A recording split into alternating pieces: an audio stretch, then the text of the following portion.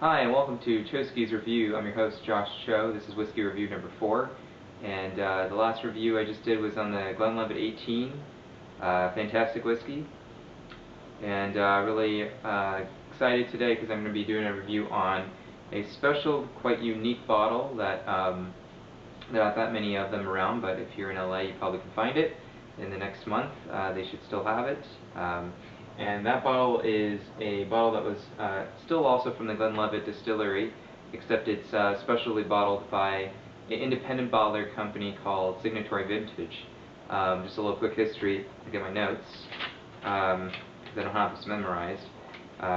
Signatory Vintage, just to give you a little bit of history of Signatory Vintage. Signatory Vintage was founded in 1988, and the first cask that it bought was from the Glenlivet distillery. And they bought a cask from 1968. So in 1988 they founded the company, and the first barrel they purchased to have as an independent, to have a barrel for their independent bottling company was from a Glenlivet 1968 barrel. So somewhat just by chance that my first Signatory Vintage bottle that I'm going to review, it happens to be Glenlivet. And I was already doing the Glenlivet Classic line from the 12, 15, and 18. So now we're going to bump it up to a 19-year-old Glenlivet. And this is a Glenlivet, even though it's independently bottled by Signatory Vintage.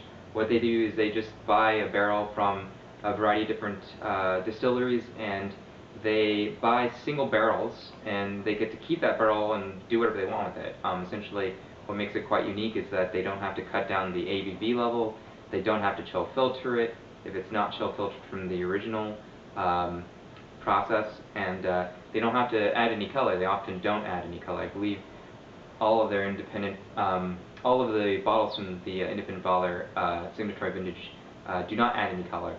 Another thing they also do is they can change the ABV level so that it's like 43 or 46% rather than at 40%. They do all sorts of great things where they also can do cask strength. So they'll have bottles in the 50 to high 50s up for lower 60s ABV.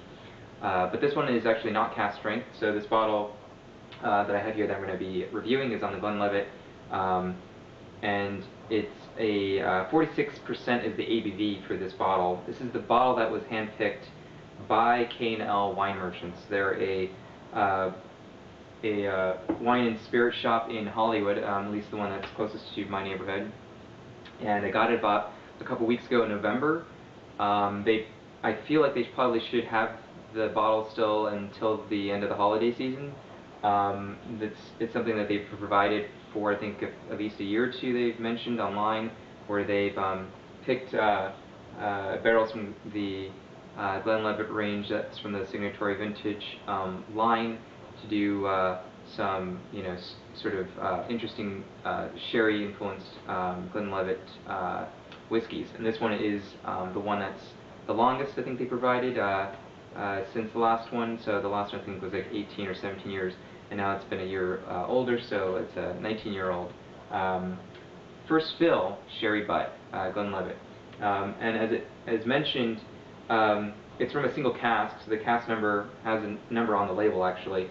I can't really show this because my camera doesn't really focus on labels too closely, but I can just show you the label kind of from a distance. You can still see it somewhat, and it does have a lot of information on it, and I'll just read it out just for your own interest if you're curious. The cask number says it's 105477, and the bottle is number 171 out of 643 bottles. So they bottled 643 bottles. And this is a bottle that was, this is the date on it says bottled on July 7th, 2015, and the distillation date is June 25th, 1996. So there you go. This is 19 years in a first fill sherry butt, and you can really gauge that by the color of this whiskey. If you look at that, it is really dark. It's like a dark amber, pretty intense. And if I often have the past few weeks have seen this bottle without any light shining through it, and if there isn't any light shining through the bottle, it's pretty much black. It's that dark. So I'm going to give you my review on it. I just want to let you know before I start to nose and taste this that I did already have some of this already for a few days now, and I actually did a review on this I did a review on this as tasting it. I did a review on it as if I was tasting it for the first time, or I was tasting it for the first time. And I did a review on it as if, just to give you my first impressions on the bottle, and I was, uncorking it and giving my first impressions. And the reason why I'm not showing that part of the video and I'm redoing this is because, the first time I had it, it was kind of waxy and kind of funky at first. The sort of spirit didn't really come through, at least not how I anticipated it. So I don't think it was fair to have reviewed it, although I just want to mention it to you now that if you do decide to purchase this bottle, try to understand that the bottle does get better as the whiskey diminishes and the oxidation kind of takes place and aerates this whiskey. That's it's been aged for a very long time, so it probably just needs some of that air to kind of open it up. So I'm doing a second review. This is my second review on it, and I just want to give you my impressions of it again for you guys for the first time.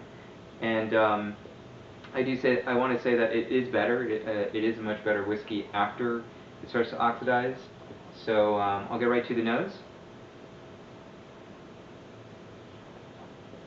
So it's a really nice, pleasant smell, and it has that kind of quality that I think of the 12 in some respect. It has that fresh fruit, almost kind of sour green apple, somewhere in there, like it's sort of hinted in there. It's not very strong and present like the 12-year-old is, of course, because it's much more older.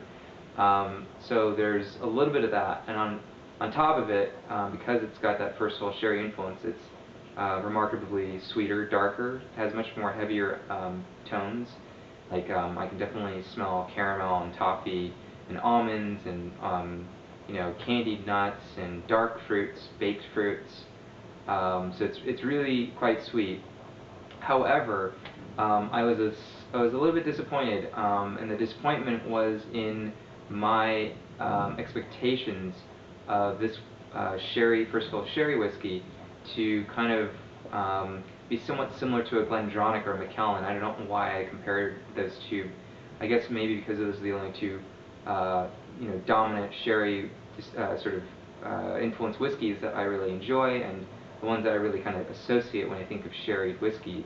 That really kind of classic Oloroso sherry that's like really intense with dark raisins, that kind of raisiny kind of note and taste and flavor. And I don't really sense that so much in this 19-year-old first of all sherry. It has that sweetness, but it's a different kind of sherry, and I'm not exactly sure if it's because the sherry barrels that they've used for Glenlivet, that they've poured their whiskeys in for keeping in for 19 years, happens to be a barrel that's probably maybe different from a different part of Spain. Maybe it's not Oloroso. I did a little research. There's a number of different kinds of sherry wines out there. There's Fino, there's Oloroso, and one second, I got this on my notes. There's also Pedro Jimenez, which is obviously the most intense of the sherry flavors, and Manzanilla and Amontillado. So that's something that I don't know. There's no information to tell me what kind of sherry this is. That information would actually be really nice to see if they could provide that, just to let me know. From my understanding, that sherry is often kind of Oloroso when I find it, when bottles have it labeled. So it might be from an Oloroso sherry, but I don't know. It doesn't really have that kind of flavor that I associate with the Glendronachs and Macallans. So that was the only kind of disappointing thing I kind of discovered. However, it's still very sweet, and it's still a very nice whiskey. So just going to go back to the nose again.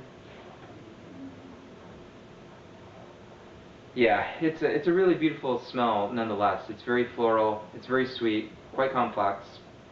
I got my nose notes here, and I would say what I kind of mentioned already before with the kinds of notes. I'm going to add to that, but as I wrote it down, it says darker and sweeter with sherry, not as heavy as the Macallan or Glendronach, as I just mentioned. Fresh fruits, dark sugars, baked fruits, brown sugars, caramel, fudge, dark and milk chocolate, both kinds. Christmas cake, that kind of frosting kind of smell I get out of this Glenlivet 19 years. I get warm pastries, absolutely. I get that a lot. Warm pastries and candied nuts and almonds, walnuts, and a bit of spice. Not much. Very little spice in the background, in the sort of undertones of the nose. So that's my nose. I should have mentioned before I got to the nose, I almost forgot, the color. So I did mention that it was dark, but I would say that the color, now that I'm looking at it, definitely mahogany, like a dark cherry. Almost looks like that mahogany wood stain. You know, when you want to stain your wood with that with a mahogany kind of look or finish. That's what this looks like out of that can of wood stain. It's really deep, really dark, red gold mahogany, dark cherry kind of color. And from the looks of it, also in terms of the oiliness, it's definitely oily. It's clinging onto my glass pretty well, and I mean, the drips are taking a long time for it to roll down off the glass, so definitely thick. So off to the taste.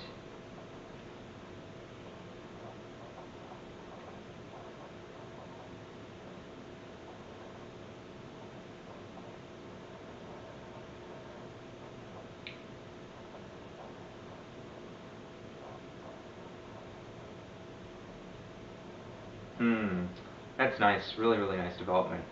And it keeps going. Pretty, I would say medium to long development, or finish. And in terms of the initial taste, it's a really nice, intense sweetness. So almost kind of falls back onto the nose. The taste really does have a lot of the same qualities as I mentioned in the nose. So that dark fruits, you know, baked fruits. There's this kind of candied walnuts and almonds, and there's this toffee, caramel, brown sugars, really intense sweetness towards the darker, sweeter kinds of flavors. There is definitely some spiciness to this whiskey as well, though. I did notice that more than the nose. That in the actual taste, towards the end, there is this intense sort of cinnamon, kind of sharp, you know, spicy notes.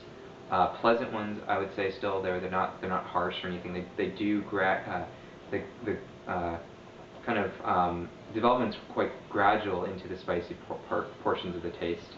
So it's really kind of you know, very pleasant in the development, and in the finish it's great. I would say it's medium to long.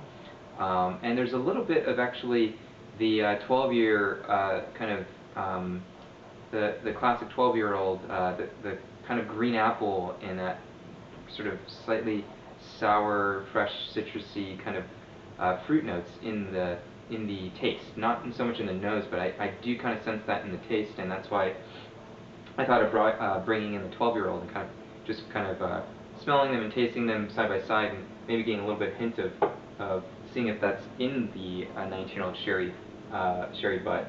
So I'm just going to pour this in my glass and just kind of check back and forth really quickly to verify that.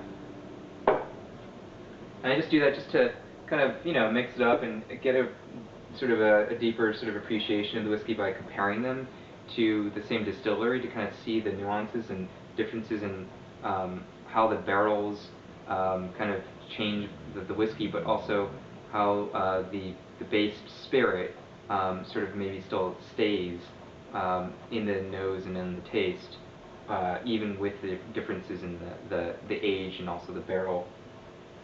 Because this isn't sherry, right? This is 12-year is just an ex-bourbon barrel and a European oak barrel.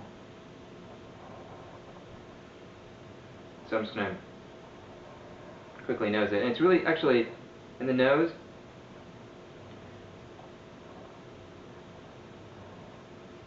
it's not really that easy to tell. I think the 19 is so much more influenced by that sherry barrel that there's maybe a hint of the fruit that sort of citrusy kind of fresh fruits that I can start to pick up now in the 19-year-old that is absolutely in the 12. So that might be there, but now if I taste the 12,